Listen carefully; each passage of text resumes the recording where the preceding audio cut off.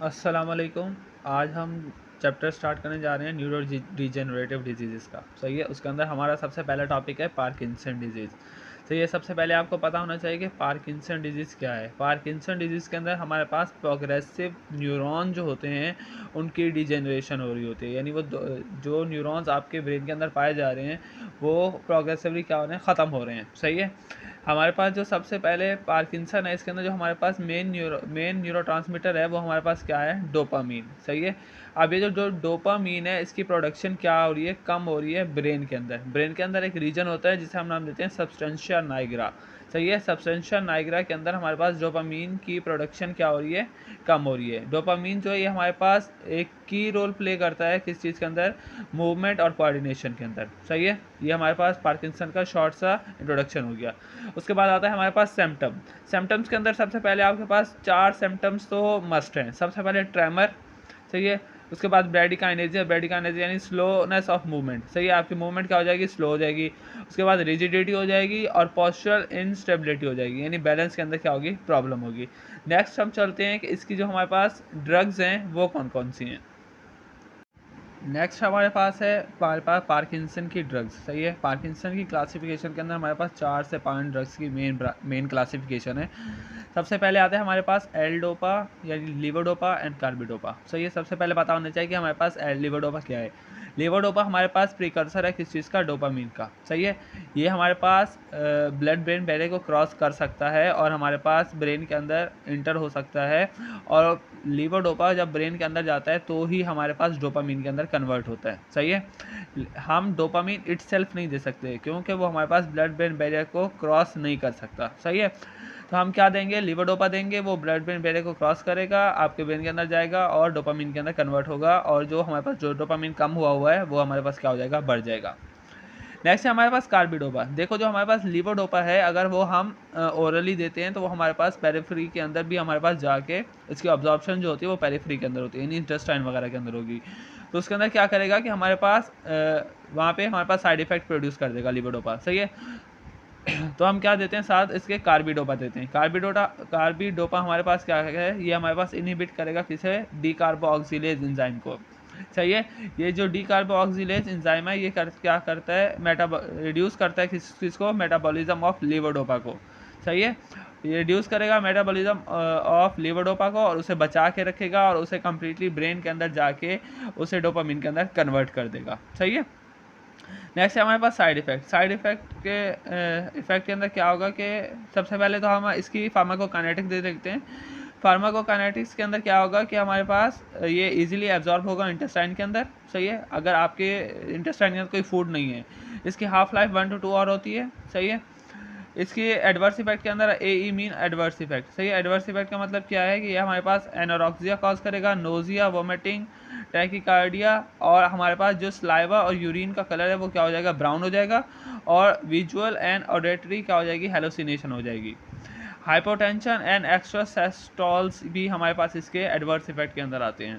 Next आता है इसका इंटरेक्शन के अंदर हम इसे नहीं दे सकते विटामिन B6 के साथ सॉरी, इसे हम नहीं दे सकते विटामिन B6 के साथ। सही है, इसे हम एंटीसाइकोटिक ड्रग्स के साथ नहीं दे सकते। एंटीसाइकोटिक ड्रग्स के साथ ये हमारे पास क्या करेगा कि अगर एंटीसाइकोसिस कब होता है, जब हमारे पास डोपामीन का लेवल हाई हुआ होता है। सही है, जब डोपामीन का लेवल हाई होगा तो साइकोसिस होगा, जब डोपामीन का लेवल कम होगा तो पार्किंसन होगा। सही है, तो एंटीसाइकोटिक्स के साथ हम इसे नहीं देंगे।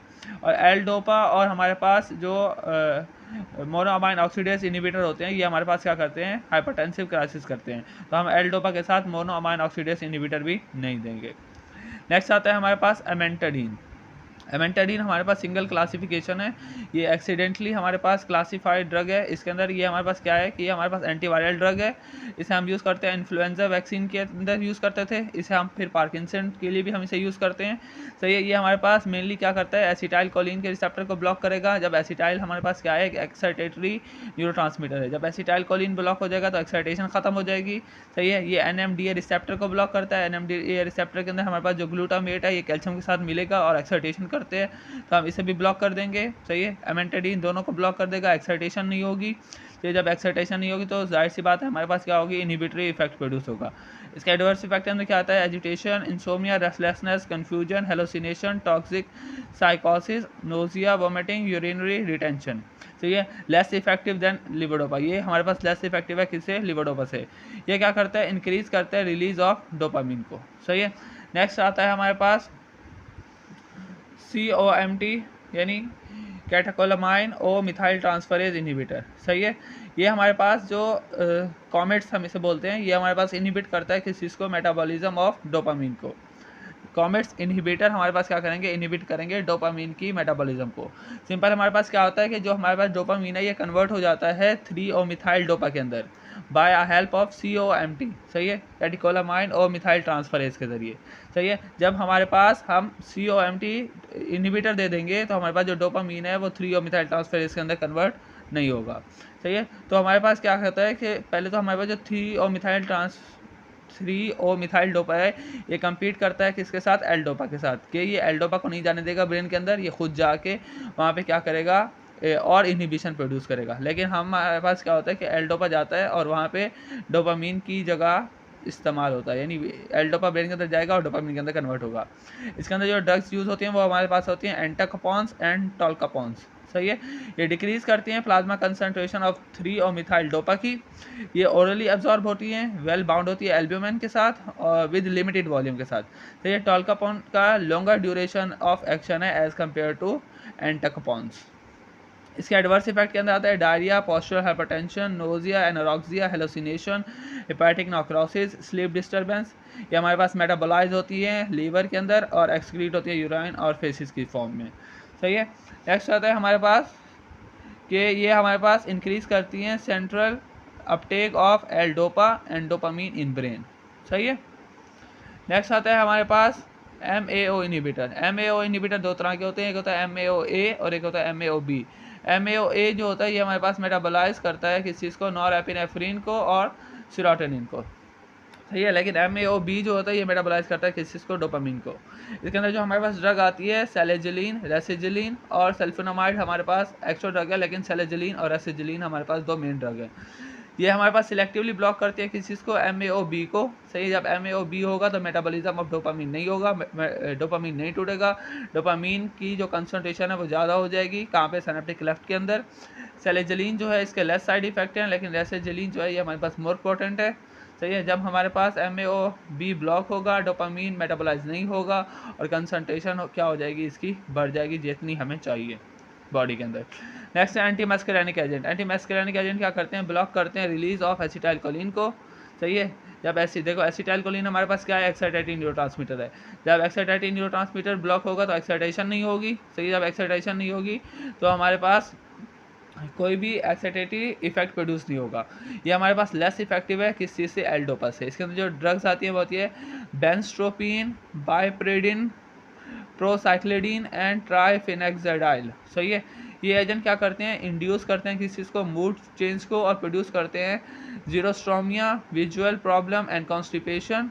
कॉन्ट्रा इंडिकेटेड होती हैं उन पेशेंट के अंदर जिन्हें हमारे पास ग्लूकोमा होगा, प्रोस्थेटिक हाइपरप्लेजिया होगा और पैरालॉक्सिक स्टेनोसिस होगा। सही है, उन चीज़ों के अंदर ये हमारे पास क्या होंगे, कॉन्ट्रा इंडिकेटेड होंगे, यानी उनको अंदर हम नहीं देंगे, यानी ये हमारे पास कॉलिनर्जिक साइड इफेक्ट प्रोड्यूस करेंगे। सही है, लास्ट में आता है हमारे पास डोपामीन रिसेप्टर एगनिस्ट। सही है, मेन रीज़न हमारे पास क्या है कि डोपामीन को बढ़ाना है। जब डोपामीन को बढ़ाना है तो डोपामीन एगनिस्ट भी तो हम दे सकते हैं। इनका लॉन्गर ड्यूरेशन ऑफ एक्शन होता है, ये हमारे पास किसके मुकाबले में, एल डोपा के अंदर, और इफेक्टिव होते हैं पेशेंट के अंदर जिनके अंदर हमारे पास, उन पेशेंट के अंदर ज़्यादा इफेक्टिव होंगे जिनके अंदर एल डोपा से, अगर किसी पेशेंट को एल डोपा से फ्लक्चुएशन होती है तो उन पेशेंट्स के लिए ये सबसे ज़्यादा बेस्ट है। इसके अंदर जो हमारे पास ड्रग आती हैं वो हमारे पास 2 तरह की आती हैं, एक होती है एर्गोट डेरिवेटिव और एक होती है नॉन एर्गोट डेरिवेटिव। इसके अंदर सबसे पहले आता है ब्रोमोक्रिप्टिन।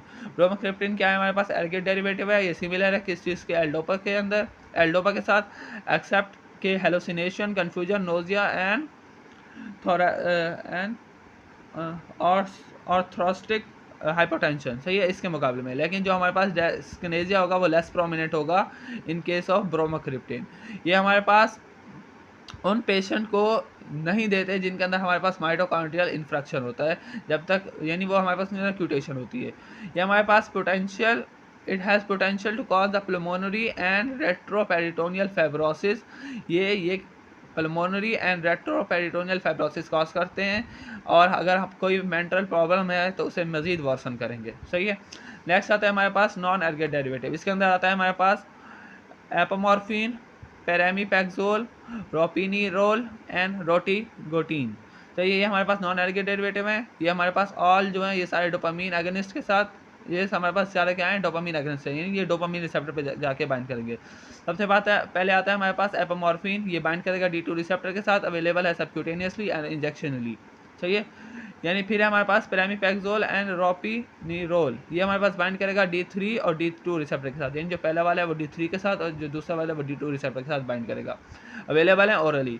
ऐसे रोटिगोटीन, ये हमारे पास बाइंड करेगा D2 रिसेप्टर के साथ और ट्रांसडर्मली हमारे पास क्या है, अवेलेबल है।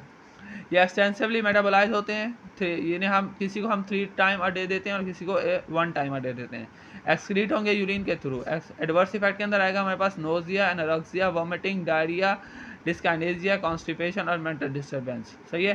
हमारे पास जो पेरामीपैक्सोल है ये कॉन्ट्राइंडिकेटेड है पेप्टिक अल्सर के पेशेंट के अंदर, सिस्टोटिक इलनेस के अंदर और रेसेंट माइटोकॉन्ड्रियल इन्फेक्शन के अंदर। ये हमारे पास क्या करती है, ये इट्स सेल्फ न्यूरोडिजेनरेटिव है।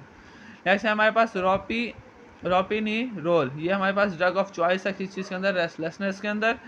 रोटिगीटोन वंस डेली, या हम इसे पैच के तौर पर ट्रांसडर्मिनली भी, यानी 24 घंटे के बाद के वक्फे के अंदर हम इसे यूज़ कर सकते हैं। Thank you.